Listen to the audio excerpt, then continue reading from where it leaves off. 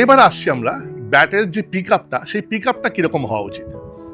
প্রথম কথা বলি, ব্যাটের পিক আপটা যখন করছেন বা ক্রিকেটারদের বলছি, তোমরা যখন ব্যাটটাকে পিক আপ হিসেবে নিচ্ছ, মানে ব্যাটটা যখন তুলছো, তখন মনে রাখবে দুটো জিনিস মনে রাখবে। এক, কেন তুলছো? Because you want to play straight. বলটা সোজা যাতে আসে, ব্যাটটা সোজা যাতে আসে, সেটা হচ্ছে মূল উদ্দেশ্য। ক্রিকেটে সবসময় মনে রাখবে প্লেয়িং স্ট্রেট ইজ দ্য মূল উদ্দেশ্য। অনলি উদ্দেশ্য নয়, কিন্তু মূল উদ্দেশ্য যে আমি বলটাকে সোজা ব্যাটে খেলবো। কেন? সোজা অঙ্ক। একটা বল যখন মাটিতে পড়ছে, সেই বলটা মাটিতে পড়ে ডান দিক বাঁ দিক যেতে পারে, ওপর নিচ হতে পারে, ঠিক আছে?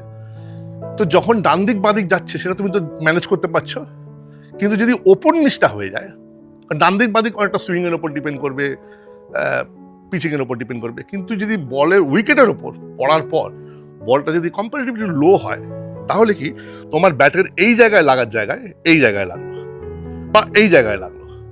You are giving this much of bat, এতটা তুমি ব্যাট দিচ্ছ, তাকে উডেন স্পেস দিচ্ছ for the ball to strike, ঠিক আছে? অর্থাৎ তুমি মিস করার চান্সটা অনেক কম। কিন্তু এইটা যদি আমি ঘুরিয়ে দিই, তাহলে ওই বল ওপর নিচ হলে এই কানায় লাগবে, আর নাহলে এখানে কানায় লাগবে, নাহলে পুরো মিসই হয়ে যাবে।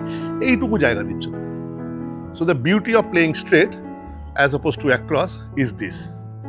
এবারে আমরা অ্যাক্রস কখন খেলি? যখন সেটা বলটা সোজা খেলা যাবে না। এই হাইটের একটা বলকে সোজা ব্যাটে খেলা যাচ্ছে না, এই হাইটের একটা বলকে সোজা ব্যাটে খেলা যাচ্ছে না, যদি না তুমি ডিফেন্সিভ খেলো। আর এইখানে গিয়ে কেউ আর ডিফেন্সিভ খেলতে যায় না। যাদের এই পুল শট থাকে না, তারা এই বুকের হাইটে বলকে ছেড়ে দেয়। যারা অত কনফিডেন্ট নয় পুল মারাতে, তারা বুকের হাইটের বল ছেড়ে দেয়, কিংবা একটা জায়গায় ওপরে গিয়ে যতটা পারে ডিফেন্সিভ খেলার চেষ্টা করে, right? That's it. So bottom লাইনটা হচ্ছে ব্যাটটাকে সোজা আনতে হবে, এটা মাথায় রেখে তোমাকে তোমার পিক আপটাকে ঠিক করতে হবে। So if it is suppose to come down straight, keep it closer to your body. এই যে হাতটা আছে, এই হাতটা বডির ক্লোজে, দূরে না, কাছে না, মানে খুব কাছে না, আর লক না, সোজা সিঙ্গেল লাইন। ব্যাটও দেখো স্ট্রেট, এতে কি হচ্ছে, ব্যাটটা সোজা আসছে, বুঝতে পারছো? সোজা শটটা খেলতে সুবিধা হবে। এবং তোমার যখন বডি ঘুরে যাচ্ছে, সেদিকেও মারতে পারছো, কভার ড্রাইভ করছো, সোজা সোজা মারছো, রাইট? ওয়ার অ্যাজ তোমার যদি ব্যাট ওয়াইড থাকে, এইখান থেকে যদি ব্যাট আসে, সেই ব্যাট এসে তাকে, আর এগুলো সব স্প্লিট সেকেন্ডের ব্যাপার, খুব কুইক বল আসছে, সেই ব্যাটকে এসে এখানে অ্যালাইন হয়ে তারপর আসতে হবে। এটা কি কেউ পৃথিবী কখনো করেনি? করেছে, কিন্তু অনেক কষ্টকর, এবং অনেক সময় এটার জন্য তাকে ভুগতেও হয়েছে। ইনসাইডে দিকে বোল্ড হয়েছে বা মিস করে গেছে, ইত্যাদি হয়েছে। সো ওই যে আবারও বললাম, পার্সেন্টেজ অফ সাকসেস এটাতে অনেক বেশি দেন এইটা। সো এইখান থেকে যদি ব্যাট আসে, সেই ব্যাটকে এনে ঘুরে সোজা করা টাফ এবং time consuming. So in a world of fast pace, you would rather keep it in the same line.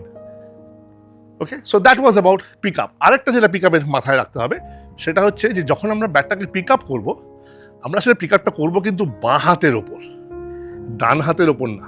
দেখো, so your pick up should be বাঁ হাত। ডান হাতটা হচ্ছে জাস্ট একটা সাপোর্ট এবং একটা extra push power of our direction. ডান হাতের ভূমিকা এই ধরনের শটে হচ্ছে তোমার, এটা মাথায় রাখতে হবে। এগেন ম্যাচ সিচুয়েশনের উপর ডিপেন্ড করছে। তুমি যখন জানো যে পরের বলটা যাই হোক না কেন আমি 6 মারার চেষ্টা করব, 2 বল 8 রান বাকি, তখন যে মানসিকতায় খেলবে, আর ব্যাট করতে সবে গেছো তখন যে মানসিকতায় খেলবে সম্পূর্ণ আলাদা। সো সেখানে তো তুমি যা ইচ্ছা এরকমভাবে থাকতে পারো, ডাজন্ট ম্যাটার। বাট আমি নর্মালি বলছি যে তুমি যখন ব্যাটটা তুলবে, খেয়াল রাখবে যে বাঁ হাতের ওপর ব্যাটটা তুলেছো, ডান হাতটা জাস্ট একটা সাপোর্টের কাজ করছে, রাইট?